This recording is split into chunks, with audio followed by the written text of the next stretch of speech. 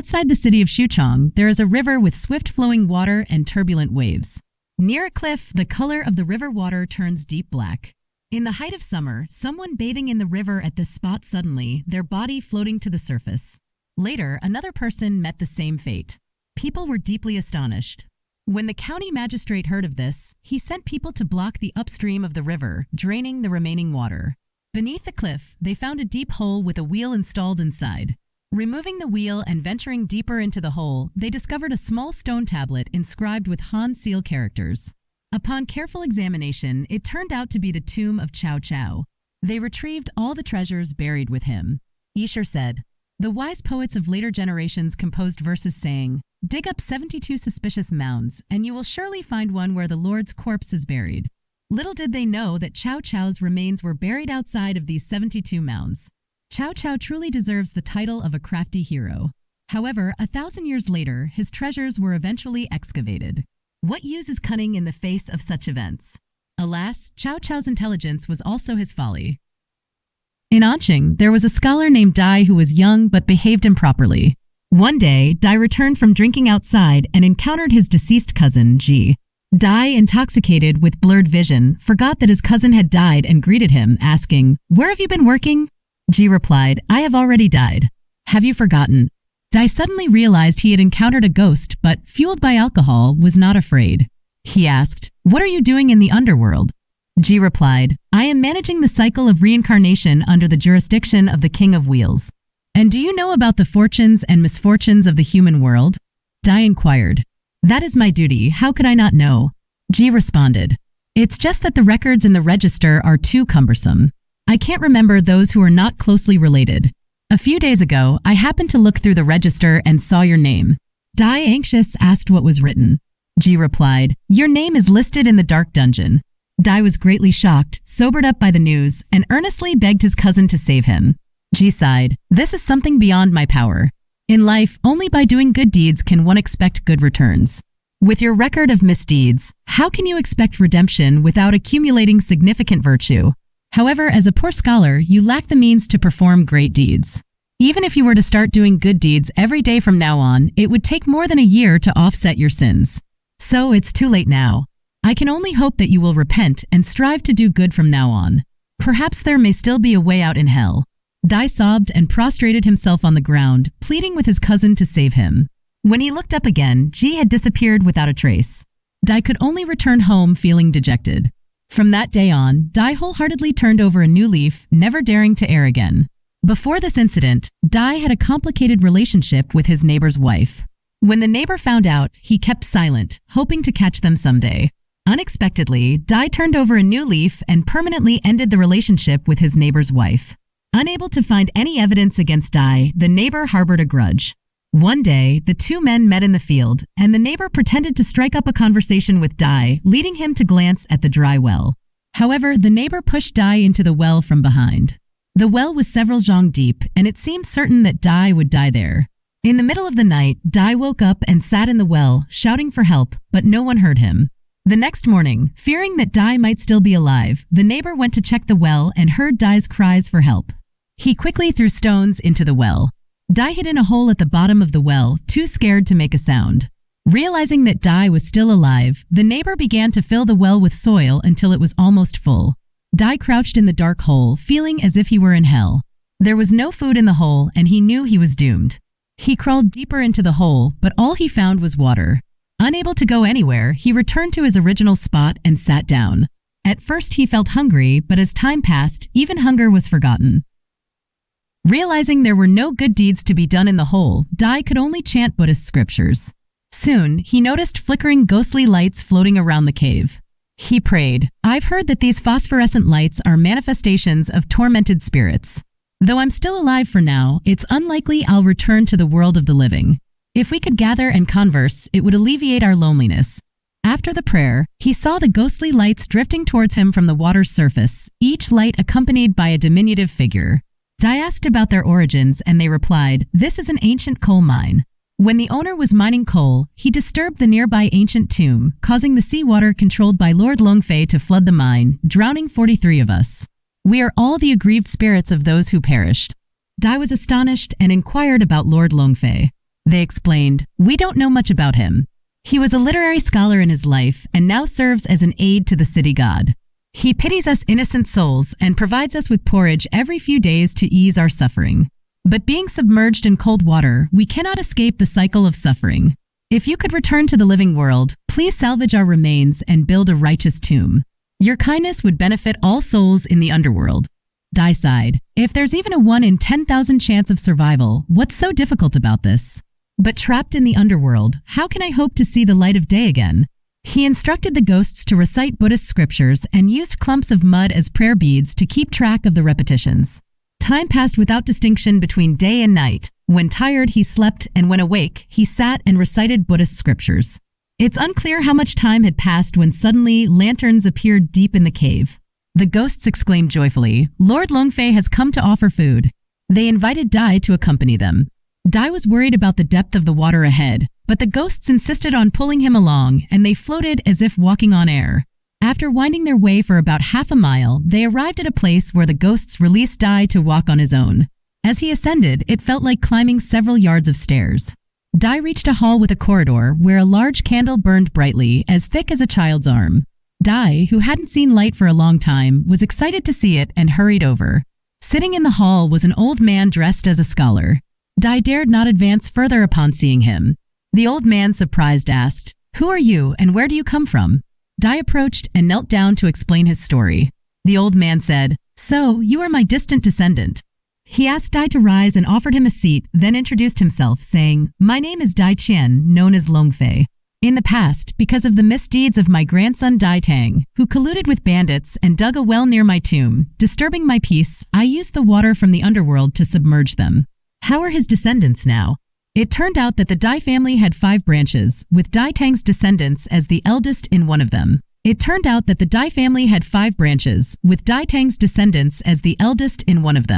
In the past, there was a wealthy landowner in this county who bribed Dai Tang, digging wells and mining coal near his ancestors' graves. The descendants of the Dai family were afraid of Dai Tang and dared not oppose him. After digging for a short time, groundwater suddenly gushed out, drowning all the coal miners in the well. The relatives of the deceased joined forces to sue Dai Tang and the wealthy landowner, leading to their bankruptcy and impoverishment. Dai Tang's descendants were reduced to destitution. Dai Sheng, a descendant of Dai Tang's brother, had heard about this incident from the elders and told the old man about it. The old man said, "Such unworthy descendants, how could they prosper? Since you have come here, don't forget to study." So he entertained Dai Sheng with food and wine, placed some books on the table, all of which were 8-legged essays from the Ming dynasty, and asked Dai Sheng to study them. He also assigned topics to test his writing, just like a tutor teaching a student. The candle in the hall was never extinguished or trimmed, shining continuously. When tired, he would sleep, unable to distinguish between morning and evening. Sometimes the old man would go out and send a servant boy to serve him. Dai Sheng felt like he had been there for several years, fortunately without suffering much. However, there were no other books to read, only composing hundreds of 8-legged essays, each written over 4,000 times. One day, the old man said to him, "Your karmic retribution is complete, and you will soon return to the human realm. My tomb is near the coal mine with a chilling wind. After you achieve your aspirations, you should move my grave to the east of the village." Dai Sheng respectfully agreed. The old man then summoned all the ghosts and had them send Dai Sheng back to where he came from. Returning to the original place, the ghosts once again begged him to move the grave, but Dai Sheng still didn't know how to get out. After Dai Sheng disappeared suddenly, his family searched and inquired everywhere, but there was no trace of him. His mother reported to the authorities, and many people were arrested and interrogated, but there was still no clue. After 3 or 4 years, the original officials left their positions and the search efforts slackened. Dai Sheng's wife also remarried and left. Coincidentally, when villagers were reorganizing the old coal mine, they entered the cave and found Dai Sheng. To their surprise, he was still alive, albeit barely. They hurriedly informed his family and carried him back. It was a day later when Dai Sheng could speak, and he detailed what had happened. Since Dai Sheng was pushed into the well, that neighbor had killed his wife. He was arrested, tried, and imprisoned for over a year before being released, emaciated and skeletal. When he heard that Dai Sheng had come back to life, he was terrified and fled. Dai Sheng's relatives discussed capturing and punishing the neighbor, but Dai Sheng refused, saying it was his own fault and the punishment from the underworld, unrelated to the neighbor. Sensing his lack of malice, the neighbor hesitantly returned. After the water in the coal mine dried up, Daisheng hired people to enter the cave to pick up the scattered bones of the ghosts and sorted them out. He bought a coffin and found a place to bury them together. He also checked the family genealogy and found a Daiqian, also known as Longfei. He prepared offerings and performed rituals at the ancestral grave. Upon hearing Daisheng's extraordinary experience, the local scholars admired his writings and allowed him to participate in the township examination, where he passed with honors. Daisheng then built a tomb in the eastern part of the village and moved Longfei's tomb there for a dignified burial. Since then, the tomb has been visited every spring and autumn without interruption. Mother-in-law and daughter-in-law conflict. Liaozhai and Dashang, from Chongqing Prefecture, Sichuan, was the son of a jinshi, a title conferred upon those who passed the highest level of imperial examinations. His father had passed away long ago, leaving behind a younger brother named Erqing, who was still quite young. Dashang married a woman whose surname was Chen and nickname was Shanhu Coral. She was known for her filial piety and beauty. However, Dashang's mother, Madame Shun, was harsh and unreasonable, showing no kindness or love towards Shanhu. She constantly mistreated Shanhu, but Shanhu never showed any resentment on her face. Every morning, Shanhu would diligently groom herself and then go serve her mother-in-law. Once, when Dashang fell ill, his mother accused Shanhu of dressing up to attract attention and scolded and blamed her. Shanhu went back to her room, removed her ornaments, and then went to see her mother-in-law again. This only made the mother-in-law more furious, and she began to cry and make a scene, hitting herself in the head and face. Dashang, who was always dutiful to his mother, couldn't bear to see things escalate to this point, so he used a whip to beat his wife, and his mother's anger subsided slightly. However, Madame Shun became even more resentful towards Shanhu. Although Shanhu served even more attentively and cautiously, Madame Shun still refused to speak to her. Seeing his mother's resentment towards his wife, Dashang began to sleep elsewhere, indicating a rupture in his relationship with his wife. After a long time, Madame Shun was still unhappy, constantly criticizing and blaming Shanhu. Dashang said, "Marrying a wife is to serve one's parents-in-law. In a situation like this, what else is the wife supposed to do?" So he wrote a letter of divorce and had an elderly woman send Shanhu back to her parents' home. Just as they left the village, Shanhu cried out, "As a woman, if I can't be a good daughter-in-law and am sent back home, how can I face my parents? I might as well die." With that, she pulled out a pair of scissors from her sleeve and thrust them towards her throat. The old woman who escorted her hurriedly intervened, but blood gushed out from the wound, staining her clothes red. The old woman helped Shanhu to the home of one of Dashang's maternal relatives, Aunt Wang, who was a widow living alone. Aunt Wang took Shanhu in. When the old woman returned home, Dashang instructed her to keep the incident a secret from his mother, but he still feared that she would find out. A few days later, when Dashang learned that Shanhu's wound was gradually healing, he went to Aunt Wang's house and asked her not to shelter Shanhu anymore. Aunt Wang invited him inside, but Dashang refused and insisted on sending Shanhu away. Soon, Aunt Wang brought Shanhu out to see Dashang and asked him, "What fault has Shanhu committed?" Dashang blamed Shanhu for not serving his mother properly. Shanhu remained silent, tears streaming down her face, turning red, staining her white clothes. Seeing her in this state, Dashang's heart ached. Without finishing his words, he turned and walked away. A few days later, Dashang's mother learned about the incident and angrily went to Aunt Wang's house, berating her with harsh words. Aunt Wang, however, remained proud and countered by listing her misdeeds, saying, "Since you have expelled your daughter-in-law from your home, what right do you have to interfere with others' affairs? I voluntarily took in the daughter of the Chen family, not to provide you with a daughter-in-law. Why do you try to meddle in other people's business?" Dashang's mother, infuriated yet unable to argue further, felt ashamed and embarrassed as she tearfully ran back home. Feeling like a burden to Aunt Wang, Shanhu became restless and decided to leave for elsewhere. Dashang had an aunt named Aunt Yu, who was the sister of Dashang's mother. She was in her 60s, her son had passed away, and her household consisted only of a grandson and a widowed daughter-in-law. Aunt Yu had treated Shanhu well in the past. Shanhu bid farewell to Aunt Wang and went to Aunt Yu's house. When Aunt Yu learned about the situation, she immediately condemned Dashang's mother's unjust behavior and insisted on sending Shanhu back to her parental home. Shanhu pleaded against this, urging Aunt Yu not to speak to anyone about it. From then on, Shanhu lived with Aunt Yu, facing a situation similar to that of a daughter-in-law. Shanhu had two brothers who, upon hearing about their sister's plight, sympathized with her and wanted to bring her back home to remarry her. However, Shanhu was determined not to remarry and instead decided to stay with Aunt Yu, spinning yarn and weaving cloth for her own livelihood. After divorcing Shanhu, Desheng's mother made several attempts to arrange a marriage for her son. However, her reputation for cruelty had spread far and wide, and no one was willing to marry their daughter into such a household. After 3 or 4 years, Desheng's younger brother, Erching, gradually grew up and got married first. Erching's wife Zonggu was arrogant, violent, and sharp-tongued, even more so than her mother-in-law Xin. When Shun showed signs of anger, Zonggu immediately retaliated with verbal abuse. Erching, being timid by nature, dared not defend his own mother. As a result, Shun's authority diminished, and she no longer dared to offend Zonggu. Instead, she smiled and tried to please Zonggu, but even this failed to win Zonggu's favor. Zonggu treated Shun like a servant, and Desheng, unable to speak up, had to do chores himself, such as washing dishes and sweeping the floor. Mother and son often secretly shed tears when they were alone.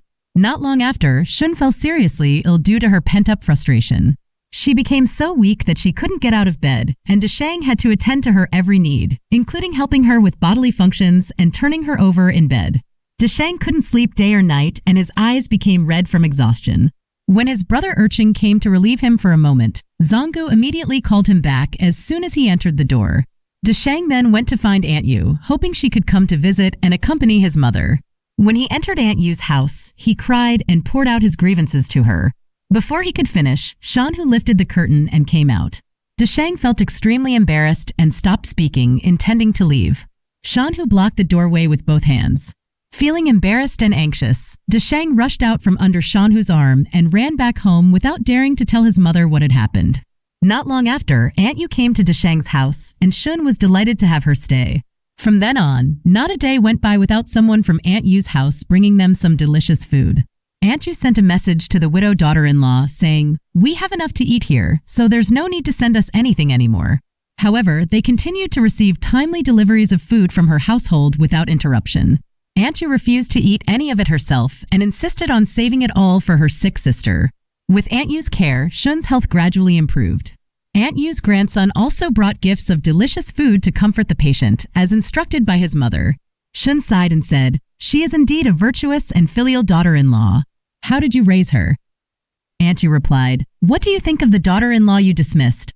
Shun said, She was indeed not as bad as my second daughter-in-law, but she still doesn't compare to my nephew's wife in terms of virtue and filial piety." Aunt Yu said, "When Shanhu was in your house, you didn't know what exhaustion was. Even when you were angry, Shanhu never complained. How can you still say she's not as good as my daughter-in-law?" Shun cried when she heard this, admitting her regret and asking, "I wonder if Shanhu has remarried?" Aunt Yu replied, "I don't know, I'll find out." A few days later, Shun's health improved. Aunt Yu was ready to return home. Shun cried and said, "I'm afraid that if you leave, I'll still be as good as dead." So Aunt Yu discussed with Desheng and decided to split the family property with Erching. Erching conveyed the message to his wife, Zonggu. Zonggu was very unhappy upon hearing this and said many unpleasant things, blaming Desheng and even implicating Aunt Yu. Desheng was willing to give all the good land to Erching, and only then did Zonggu's anger turn to joy. After the documents for the division of family property were prepared, Aunt Yu finally returned home. The next day, Aunt Yu came to pick up Shun in a carriage. When Shun arrived at her sister's house, she first asked to see her niece-in-law and praised her for her virtues. Aunt Yu said, "A young daughter-in-law may have many good qualities, but doesn't she have any flaws at all? I have always been able to tolerate her. If your daughter-in-law could be like mine, perhaps you would also enjoy her presence." Shun said, "Oh, how unjust. You're portraying me as an insensible block of wood or a wild boar. We all have noses and mouths. How could we not discern right from wrong?" Aunt Yu continued, "Let's talk about Shanhu, whom you sent away. I wonder what she would say if she remembered you." Shun replied, "She would probably curse me." Aunt Yu said, "If you've truly reached a point where there's nothing to curse you for, then what could she possibly say?" Shun responded, "Everyone has their faults, but she lacks filial piety, so I know she would curse me." Aunt Yu said, "You should resent but not blame her. This shows her filial piety towards you. You should leave but not depart. This shows her consideration and consolation towards you. The gifts she sent to honor you before were not from my daughter-in-law, but from yours." Shun was astonished and asked, "How so?" Aunt Yu explained, "Shanhu has been living here for a long time. The gifts she sent before were earned by her working at night, spinning and weaving to make money." Shin, upon hearing this, burst into tears of shame and sorrow, saying, "How can I face my daughter-in-law now?" Aunt Yu then called for Shanhu. Shanhu came out with tears in her eyes and knelt on the ground. Shun, feeling ashamed and remorseful, began to strike herself, but Aunt Yu intervened and persuaded her to stop. Eventually, the mother-in-law and daughter-in-law reconciled and made peace as before. Several days later, both Shanhu and her mother-in-law returned home. With only a few acres of barren land, it was no longer enough to sustain their livelihoods. They relied on Deshang to transcribe texts for others, while Shanhu took up sewing to make ends meet. On the other hand, Erching's family was affluent, but neither he nor his brother Deshang sought assistance from each other. Due to Shanhu being divorced by her husband previously, Zonghua looked down on her, and Shanhu also despised Zonghua for her harsh and unreasonable behavior, leading to no interaction between them. The two families lived in separate courtyards divided by a wall. Zonghua often vented her anger by shouting, but Deshang's family pretended not to hear, covering their ears. With no other outlet for her frustrations, Zonghua began to mistreat her husband and the maid. One day, unable to bear the abuse any longer, the maid hanged herself. Her father reported Zonghua to the authorities, and Erching went to confront her on behalf of his wife. He endured a beating but ultimately had Zonghua arrested. Deshang exhausted all efforts to plead for leniency and plan for their release, but ultimately, they could not escape punishment. Zonghua endured brutal torture, resulting in the flesh being stripped from all 10 of her fingers. The county official was greedy and tyrannical, with insatiable extortion demands. Erching mortgaged his good land to borrow money, which he promptly paid, allowing them to be released home. However, the creditors pressured them to repay the debt as soon as possible. With no other option, Erching had to sell all the good land to Renweng, a villager. As half of the good land originally belonged to Deshang and was passed to Erching, Renweng asked Deshang to sign the documents. When Deshang arrived at Renweng's house, Renweng suddenly declared, "I am a scholar. Who dares to buy my property?" Then he looked at Deshang and continued, "The underworld remembers your filial piety, so it instructed me to come back and see you temporarily." Deshang tearfully pleaded, "Father, please hurry and save my brother." He heard his father's voice respond, "These disobedient son and his shrewish wife are not worthy of pity. Quickly go home, arrange for the silver, and redeem my hard-earned property." Deshang replied, "We can barely make ends meet. How can we get so much silver?" His father's voice answered, "There is silver hidden under the purple wisteria tree in our yard, which you can use." Before Deshang could ask further questions, Renweng stopped speaking. When he woke up, he was bewildered and did not remember what he had just said. When Deshang returned home and truthfully told his mother, she didn't believe him much. Upon hearing the news, Zonghua had already taken several people to dig up the silver cellar. However, after digging down 4 or 5 feet, they only found some bricks, tiles, and stones without any hidden silver. Disappointed, they returned home. When Deshang heard that Zonghua had gone to dig up the silver cellar, he told his mother and wife not to go see it. Later, when she learned that Zonghua hadn't found anything, Shunshur secretly went there to see for herself. All she found were some bricks, tiles, and stones mixed in the soil, so she returned home. Soon after, Shunshur went there, only to find that the soil was full of shining silver ingots. She called Deshang to verify, and indeed, it was silver. Deshang believed this was the wealth left by his father and couldn't bear to selfishly keep it, so he called Erching to share it equally. They picked out enough silver ingots to divide equally, each brother carrying 1 bag back home. Erching and Zonghua inspected the silver together. When they opened the bag, they were shocked to find it filled with bricks and tiles. Zonghua suspected that Erching had been deceived by Deshang, so she sent Erching to check with Deshang. Erching saw Deshang stacking the silver on the table, celebrating with his mother. He then told his brother the truth. Deshang was also surprised and sympathetic towards his brother, so he gave all the silver on the table to him. Erching was delighted and used the silver to repay his debts, feeling grateful for his brother's righteousness. However, Zonghua said, "This incident only proves further how deceitful Deshang is. If he didn't feel guilty, why would he give away the silver he had already received?" Erching was unsure about Zonghua's words.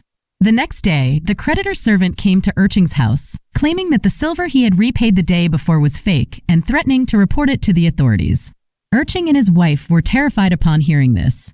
Zonghua said, "See, I told you your brother wouldn't do anything good for you. He's trying to harm you." Fearing the consequences, Erching pleaded with the creditor, but the creditor remained angry. Erching handed over the land deed to the creditor, allowing him to sell it. Only then did he get back the original silver. Upon closer inspection, Erching found that 2 ingots had been cut open, with only a thin layer of silver covering the surface, while the inside was filled with copper. Zonghua then advised Erching, "Keep the 2 ingots that were cut open and return the rest of the silver to Deshang and see how he reacts." She instructed Urchin to say, "I am truly grateful for my brother's repeated kindness towards me, but I cannot accept it anymore. I have kept only 2 ingots to show my appreciation for my brother's generosity. As of now, all my possessions are still equal to my brother's. I don't need more land. Since I have already given up, whether to redeem it or not is up to my brother." Deshang, unaware of his true intentions, insisted that Urchin take the silver repeatedly. Urchin firmly declined, and only then did Deshang accept the silver. Deshang weighed the silver and found it to be over 5 liang less than the original amount. He then had Shanhu pawn her jewelry to make up the shortfall and delivered the full amount to the creditor. The creditor initially suspected the silver to be fake like before, but after cutting open 1 ingot with scissors to verify, he found it to be genuine silver without any discrepancy. He accepted the silver and returned the land deed to Deshang. When Urchin returned the silver to Deshang, he thought his brother would surely cause trouble, but later he heard that the land deed had been redeemed, which greatly surprised him. Zhonghua suspected that Deshang had hidden the real silver during the initial excavation. She stormed into her brother-in-law's house angrily, accusing him harshly. Deshang finally understood why Urchin returned the silver. Shanhu approached them with a smile and said, "The land deed was here all along. There was no need to be so angry." She then handed the land deed to Zhonghua. Urchin had a dream one night where his father chastised him, saying, "You are unfilial to your mother and disrespectful to your elder brother. Your death is imminent, and none of this land belongs to you. Why do you insist on occupying it?" Upon waking up, he told his dream to Zhonghua, wanting to return the land to his brother. However, Zhonghua ridiculed him instead, calling him foolish. At this time, Urchin already had 2 sons, the elder being 7 years old and the younger 3. Not long after, the elder son died from smallpox. This frightened Zhonghua, and she urged Urchin to return the land deed to his brother. But despite Urchin's repeated attempts, Deshang refused to accept it. A few days later, the younger son also passed away. Zhonghua became even more fearful and decided to take matters into her own hands. She secretly placed the land deed in her sister-in-law's room. As spring approached and the land remained uncultivated due to the return, Deshang had no choice but to go and work on it himself. From then on, Zhonghua changed her previous wicked ways. She would visit her mother-in-law morning and night, showing filial piety like a dutiful son, and she treated her sister-in-law with great respect. In less than half a year, the mother-in-law passed away due to illness. Zhonghua was extremely saddened and cried so much that she could hardly eat or drink. She told people, "My mother-in-law passed away early, preventing me from fully expressing my filial piety. It's as if heaven does not allow me to atone for my sins." Later, Zhonghua gave birth to 10 children, but none survived. In the end, they had to adopt their brother's son as their own. The couple lived a long life and passed away peacefully. Deshang and Shanhu had 3 sons together, 2 of whom passed the imperial examinations and became successful scholars. People said that this was their reward for being filial to their parents and loving to their siblings. Escher said, "Without experiencing the adversity of arrogance and tyranny, one does not know the value of dedication. The same principle applies to a family as it does to a country." The rebellious daughter-in-law was transformed, but the mother-in-law passed away early, indicating the family's filial piety, which she was unworthy of receiving. Zhonghua's self-reflection shows that heaven did not allow her to atone for her sins. If she had not awakened to the truth, how could she speak such sincere words from the depths of her heart? Although she should have died earlier, the fact that she lived to old age indicates that heaven had forgiven her sins. Thus, the saying from Mencius, "One is born in adversity and dies in comfort," is indeed profound.